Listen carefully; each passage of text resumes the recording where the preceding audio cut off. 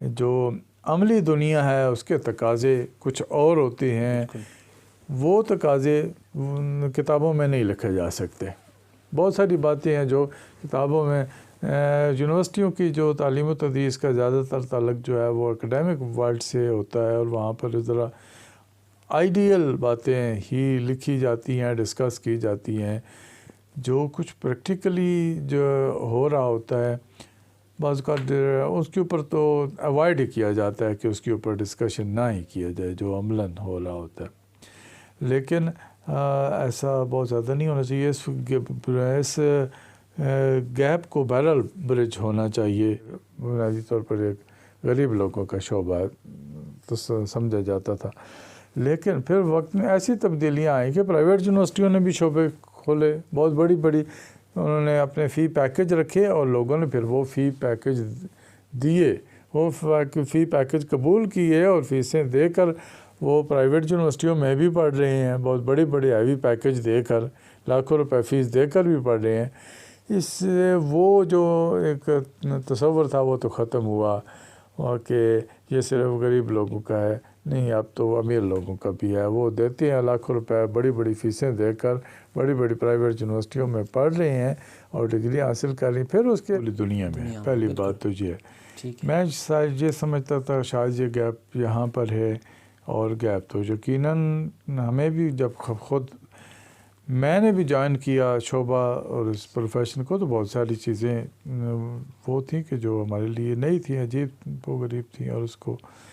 ایک بڑا گیپ محسوس ہوا۔ میں حیران ہوا کہ جب میں 2005 میں جرمنی میں گیا، اور بہت سارے انہوں نے ہمیں اخبارات کے جو ہمارے میزبان ادارہ تھا، انہوں نے ہمیں بہت سے اخبارات کے دفاتر کا بھی وزٹ کروایا، اور ٹی وی چینلز کا بھی وزٹ کروایا، اور ریڈیو اسٹیشنوں کا وزٹ کروایا۔ وہاں پر بھی سب سے بڑا جو موضوع بحث تھا وہ یہی تھا کہ یہ جو ڈفرینس ہے، یہ جو گیپ ہے پریکٹیکل اور تھیوری میں، یہ کیوں ہے، اور یہ کیسے ختم کیا جائے۔ وہاں پر بھی سب سے بڑا موضوع بحث یہی ایشو تھا۔ اور جب میں پھر 2012 میں امریکہ گیا، تو وہاں پر بھی میری حیرت کی کوئی حد نہیں رہی کہ وہاں پر بھی سب سے بڑا موضوع بحث یہی ایشو تھا۔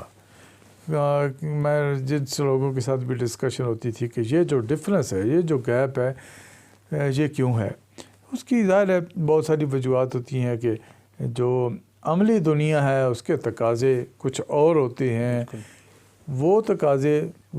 کتابوں میں نہیں لکھے جا سکتے۔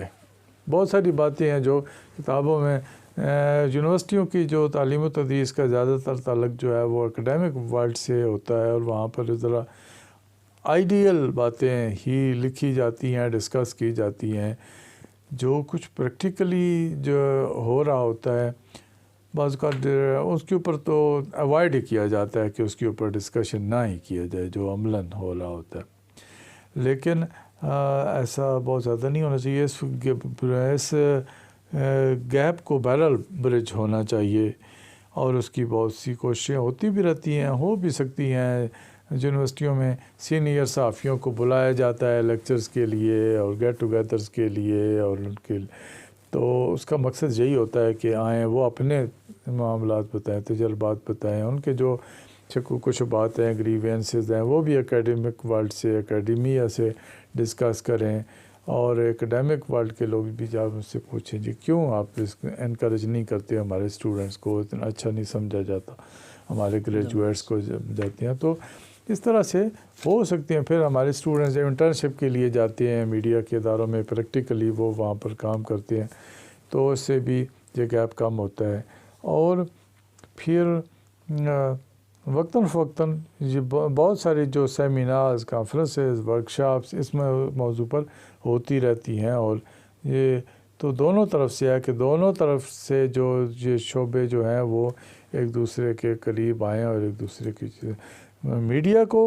پریکٹیکل میڈیا کو، پروفیشنل میڈیا کو بھی اس بات کا احساس کرنا چاہیے کہ جو اس کا جو مستقبل ہے وہ تو ہمیں یوتھ کے ساتھ، نوجوان نسل کے ساتھ وابستہ ہے۔ آپ وہاں سے ٹیلنٹ لیں، ٹیلنٹ تو وہاں سے آ رہا ہے، آپ اس ٹیلنٹ کو کی قدر کریں اور ٹیلنٹ کو کیپچر کریں، آپ اس کو انکریج کریں اور پھر اپنے پاس لیں۔ اور اسی لیے میں نے دیکھا ہے کہ بہت سے میڈیا کے ادارے اب یونیورسٹیوں کے ساتھ قریبی تعلق رکھتے ہیں، ان کے ساتھ